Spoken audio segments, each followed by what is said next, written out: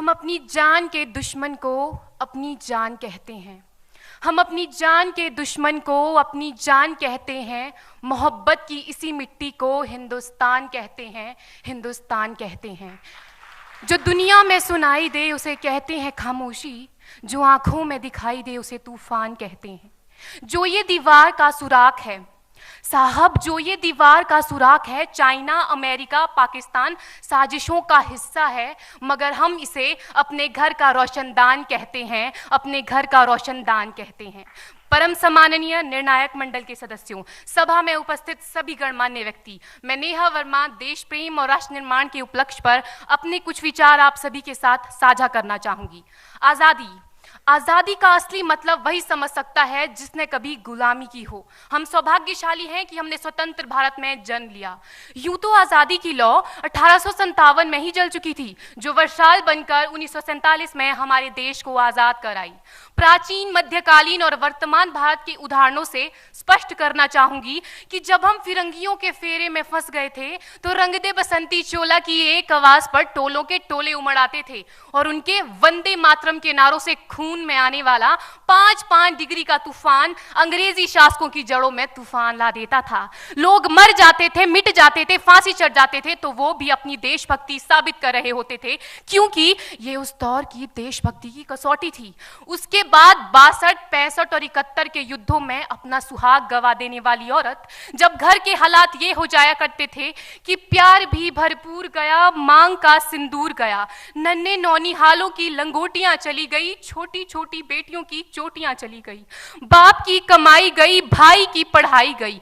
ऐसा एक विस्फोट हुआ, पता ही चला नहीं, पूरे जिस्म की ही कई बोटियां चली गई। और आपके लिए तो एक आदमी मरा है साहब, किंतु मेरे घर की तो रोटियां चली गई, मेरे घर की तो रोटियां चली गई वाले हालात पैदा हो जाने के बावजूद भी एक माँ अपने बेटे को सरहद पर दुश्मनों की धज्जियां उड़ाने के लिए भेज देती थी और उसे पत्र लिखाकर ये भेजा करती थी कि अम्मा ने खत लिखा है बड़े ही चाव से, पुत्र मेरे ना घबरा जाना, 1 इंच भी पीछे ना हटना, चाहे इंच इंच कट जाना, चाहे इंच इंच कट जाना। इस तरह पूरा परिवार अपनी देशभक्ति साबित कर रहा होता था।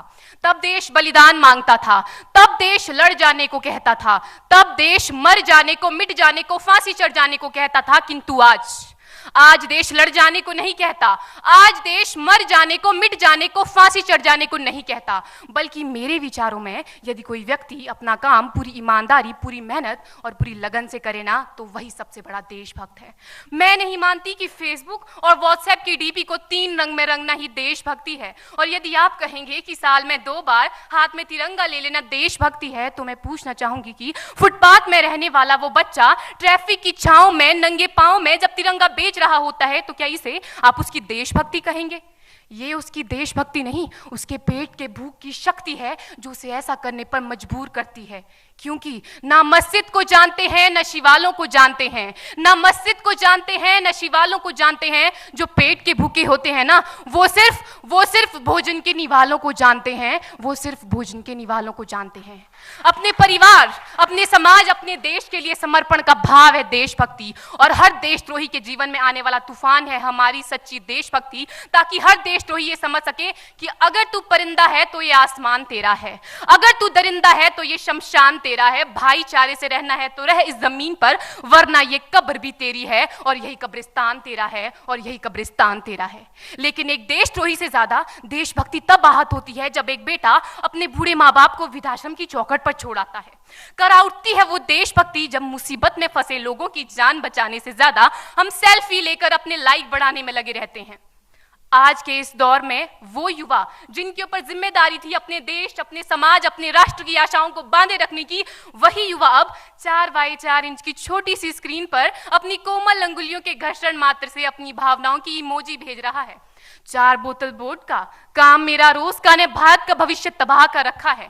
हम ना एक ऐसे समाज में जीते हैं जहां लड़कों से बात करता देख जो भाई हड़काते हैं, लड़कों से बात करता देख जो भाई हड़काते हैं, वही भाई अपनी गर्लफ्रेंड के किस्से घर में हंस हंस कर सुनाते हैं।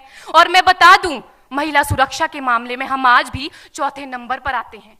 हम ना एक ऐसे समाज में जीते हैं जहां पत्थर की मूरत को लगते हैं 56 भोग और भूखे नंगे तड़पते सो जाते हैं लोग, भूखे नंगे तड़पते सो जाते हैं लोग। मजदूर को मजदूर समझिए, मजबूर नहीं। गरीब को काम दीजिए, दान नहीं। और अगर दान देने के इच्छुक हैं तो जीते जी रक्तदान दीजिए और मरने के बाद अंग दान देकर किसी मरते हुए को जीवन दान दीजिए। यही सच्ची देशभक्ति और यही सच्चा राष्ट्र प्रेम है। ना सरकार मेरी है ना रब मेरा है, ना सरकार मेरी है ना रब मेरा है, और ना ही ये बड़ा सा नाम मेरा है। बस इतनी सी बात का गुरूर है मुझे कि मैं भारत की हूं और ये भारत मेरा है और ये भारत मेरा है। परंतु एक वैचारिक बीमारी हमारे समाज में मुझे नजर आती है। कहा जाता है हम दुनिया के सबसे बड़े लोकतंत्र हैं, जहां हिंदू पैदा होते हैं, मुस्लिम, सिख और ईसाई भी पैदा होते हैं, लेकिन बदकिस्मती है अब इंसान पैदा नहीं होते। और मेरे विचारों में ना हिंदू की जरूरत है ना मुसलमान की जरूरत है। राष्ट्र निर्माण के लिए केवल अच्छे इंसान की जरूरत है, केवल अच्छे इंसान की जरूरत है। जरा सोच कर देखिए, ये पेड़ पौधे और शाखाएं भी परेशान हो जाएं अगर परिंदे भी हिंदू और मुसलमान हो जाएं। एक शैक्षणिक बीमारी भी हमारे समाज में मुझे नजर आती है, और बड़े ही आश्चर्य की बात है जिस देश ने पूरी दुनिया को तक्षशिला और नालंदा देकर के विश्वविद्यालय शिक्षा की बुनियाद रखी, आज विश्व के 100 सर्वश्रेष्ठ विश्वविद्यालयों में हमारा एक भी विश्वविद्यालय खड़ा नहीं हो पाता। जहां एक और हमारे पास IIT, IIM और NIT जैसे शिक्षण संस्थान हैं, तो वहीं दूसरी ओर इस देश के गरीबों को बेरोजगारी की जमात में खड़ा करने के लिए उनके हाथ में सर्व शिक्षा अभियान का झुंझुना पकड़ा दिया जाता है। और मैं बता दूं, इस शैक्षणिक बीमारी का केवल एक कारण वो ये कि हमारे देश की शिक्षा नीति केवल 2 तरह के लोगों के लिए बनती है। पहले वो जो विद्वान हैं और दूसरे वो जो धनवान हैं।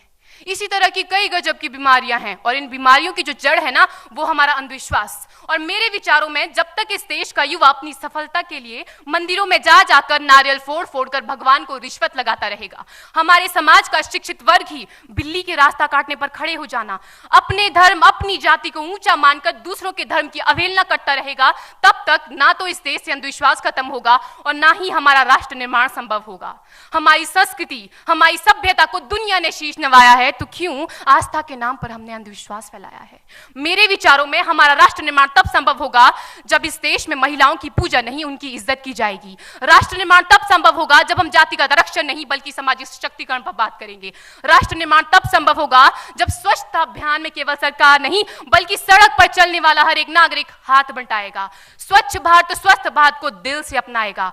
असल मायने में हमारा राष्ट्र निर्माण तब संभव होगा जब एक गरीब बच्चा मध्याह्न भोजन के लिए नहीं बल्कि ज्ञान अर्जन के लिए सरकारी स्कूल की चौखट पर कदम रखेगा। और हमारा राष्ट्र निर्माण तब तक संभव नहीं होगा जब तक एक नागरिक नैतिक रूप से सटीन, चारित्रिक रूप से भ्रष्ट, मानसिक रूप से दिवालिया, धार्मिक रूप से अंधा, राजनीतिक रूप से गंदा, स्वैच्छिक मान मूल्यों के आंकड़ों में जिन्न शिन्न पैपंदमयी अखंड भारत को खंड खंड करता रहेगा, तब तक हमारा राष्ट्र निर्माण संभव नहीं होगा। बड़ी बड़ी बातें नहीं, छोटी छोटी कोशिशें करनी होगी, क्योंकि ठोकर हमें पहाड़ से नहीं पत्थरों से लगा करती है। I being an Indian, I being a student, I being a symbol daughter of this motherland feel proud to be an Indian। और मैं सैल्यूट करना चाहूंगी सरहद पर दिन रात हमारी रक्षा के लिए खड़े हर उस जवान को, इस देश की पुलिस, प्रशासन और किसान को, और इस देश के हर उस व्यक्ति को जो अपना काम पूरी ईमानदारी, पूरी मेहनत और पूरी लगन से करते हैं, जिनके बिना राष्ट्र निर्माण की कल्पना करना भी असंभव सा लगता है। और आज इस मंच पर पूरी जिम्मेदारी के साथ मैं भारत की बेटी ये कहती हूं कि हमारा राष्ट्र निर्माण तब संभव होगा जब हम सभी, मैं, आप, हम सब मिलकर प्रयास करेंगे, क्योंकि हमारे देश की जिम्मेदारी नहीं है हमें आगे ले जाने की, हमारी जिम्मेदारी है अपने देश को आगे ले जाने की, अपने राष्ट्र को आगे ले जाने की, अपने वतन को आगे ले जाने की। तो अंत में मैं बस यही कहना चाहूंगी, मेरा हिंदुस्तान महान था, महान है, महान रहेगा। मेरा हिंदुस्तान महान था, महान है, महान रहेगा। होगा हौसला सबके दिलों में बुलंद तो एक दिन पाकिस्तान भी जय हिंद कहेगा। पाकिस्तान ही क्यों, सारा जहान जय हिंद कहेगा, क्योंकि सारे जहां से अच्छा हिंदुस्तान हमारा, सारे जहां से अच्छा हिंदुस्तान हमारा, हम बुलबुलें हैं इसकी, ये गुलिस्तान हमारा, ये गुलिस्तान हमारा। जय हिंद, वंदे मातरम।